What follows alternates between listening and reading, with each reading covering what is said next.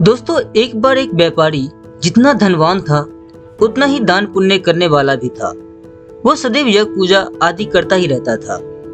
एक बार एक यज्ञ में उसने अपना सब कुछ दान कर दिया। अब उसके पास परिवार चलाने लायक भी पैसे नहीं बचे थे। व्यापारी की पत्नी ने सुझाव दिया कि पड़ोस के नगर में एक बड़े सेठ रहते हैं। वो दूसरों के पुण्य खरीदते हैं। आप उनके पास जाइए और अपने कुछ पुण्य बेचकर थोड़े पैसे ले आइए, जिससे फिर से काम धंधा शुरू हो सके। पुण्य बेचने की व्यापारी की बिल्कुल इच्छा नहीं थी, लेकिन पत्नी के दबाव और बच्चों की चिंता में वो पुण्य बेचने को तैयार हो गया। पत्नी ने रास्ते में खाने के लिए 4 रोटियां बनाकर दे दी। व्यापारी चलता चलता उस नगर के पास पहुंचा जहां पुण्य के खरीदार सेठ रहते थे। उसे भूख भी लगी थी। नगर में प्रवेश करने से पहले उसने सोचा भोजन कर लिया जाए। उसने जैसी ही रोटियां निकाली कि एक कुतिया तुरंत के जन्मे अपने 3 बच्चों के साथ आ खड़ी हुई। कुतिया ने बच्चे जंगल में ही जन्म दिए थे। बारिश के दिन थे और बच्चे छोटे थे, इसीलिए वो उन्हें छोड़कर नगर में नहीं जा सकती थी। व्यापारी को उस पर दया आ गई। उसने एक रोटी कुतिया को खाने के लिए दे दिया।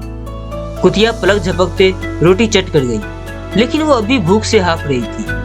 व्यापारी ने दूसरी रोटी, फिर तीसरी और फिर 4 रोटियां कुतिया को खिला दी और खुद केवल पानी पीकर सेठ के पास पहुंचा। व्यापारी ने सेठ से कहा कि वो अपना पुण्य बेचने आया है। सेठ व्यस्त था। उसने कहा कि शाम को आओ। दोपहर में सेठ भोजन के लिए घर गया और उसने अपनी पत्नी को बताया कि एक व्यापारी अपने पुण्य बेचने आया है। उसका कौन सा पुण्य खरीदूं? सेठ की पत्नी बहुत ही पवित्रता और सिद्ध थी। उसने ध्यान लगाकर देख लिया कि आज व्यापारी ने कुतिया को रोटी खिलाई है। उसने अपने पति से कहा कि उसका आज का पुण्य खरीदना, जो उसने एक जानवर को रोटी खिलाकर कमाया है, वो उसका अब तक का सर्वश्रेष्ठ पुण्य है। व्यापारी शाम को फिर अपना पुण्य बेचने आया। सेठ ने कहा, आज आपने जो यज्ञ किया है, मैं उसका पुण्य लेना चाहता हूँ। व्यापारी हंसने लगा। उसने कहा कि अगर मेरे पास यज्ञ के लिए पैसे होते तो क्या मैं आपके पास पुण्य बेचने आता? सेठ ने कहा कि आज आपने किसी भूखे जानवर को भोजन कराकर उसके और उसके बच्चों के प्राणों की रक्षा की है। मुझे वही पुण्य चाहिए। व्यापारी वो पुण्य बेचने को तैयार हुआ। सेठ ने कहा कि उस पुण्य के बदले व्यापारी को 4 रोटियों के वजन के बराबर हीरे जवाहरात देना तय किया गया। 4 रोटियां बनाई गई और उसे तराजू के एक पलड़े में रखा गया।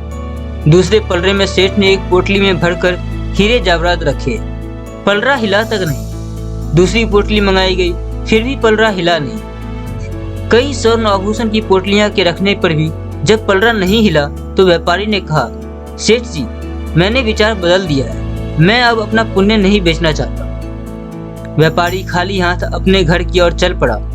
उसे डर हुआ कि कहीं घर में घुसते ही पत्नी के साथ कलह न शुरू हो जाए।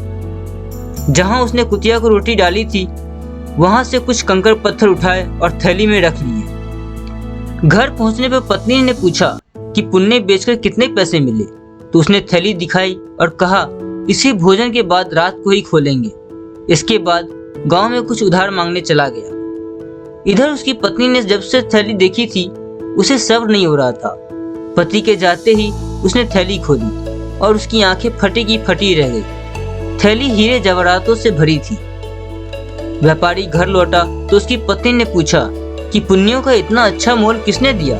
इतने हीरे जवाहरात कहाँ से आए? व्यापारी को अंदेशा हुआ कि पत्नी सारा भेद जानकर ताने तो नहीं मार रही, लेकिन उसके चेहरे की चमक से ऐसा नहीं लग रहा था। व्यापारी ने कहा, दिखाओ कहाँ है हीरे जवाहरात? पत्नी ने लाकर पोटली उसके सामने उलट दी। उसमें से बेशकीमती रत्न गिरे, जिन्हें देखकर व्यापारी हैरान रह गया। फिर उसने पत्नी को सारी बातें बता दी। पत्नी को पछतावा हुआ कि उसने अपने पति को विपत्ति में अपना पुण्य बेचने को विवश किया। दोनों ने तय किया कि वो इसमें से कुछ अंश निकालकर व्यापार शुरू करेंगे। व्यापार से प्राप्त धन को इसमें मिलाकर जन कल्याण में लगा देंगे। दोस्तों, ईश्वर आपकी परीक्षा लेता है। परीक्षा में वो सबसे ज्यादा आपके उसी गुण को परखता है जिस पर आपको गर्व सबसे ज्यादा हो। अगर आप परीक्षा में खरे उतर जाते हैं तो ईश्वर वो गुण आप में हमेशा के लिए वरदान स्वरूप दे देते हैं। अगर परीक्षा में उत्तीर्ण न हुए तो ईश्वर उस गुण के लिए किसी अन्य योग्य व्यक्ति की तलाश में लग जाते हैं। इसीलिए विपत्ति काल में भी भगवान पर भरोसा रखकर सही राह चलनी चाहिए। आपके लिए भी कंकड़ पत्थर अनमोल रत्न हो सकते हैं। दोस्तों, वीडियो में बस इतना ही। अगर आपको ये वीडियो पसंद आई हो तो चैनल को लाइक करें, चैनल को सब्सक्राइब करें और चैनल को दोस्तों के साथ शेयर जरूर करें, क्योंकि हम आपके लिए ऐसी इन्फॉर्मेटिव वीडियो हमेशा लेकर आते रहते हैं। तब तक अपने से बड़ों का ख्याल रखें, छोटों को प्यार करें। धन्यवाद दोस्तों।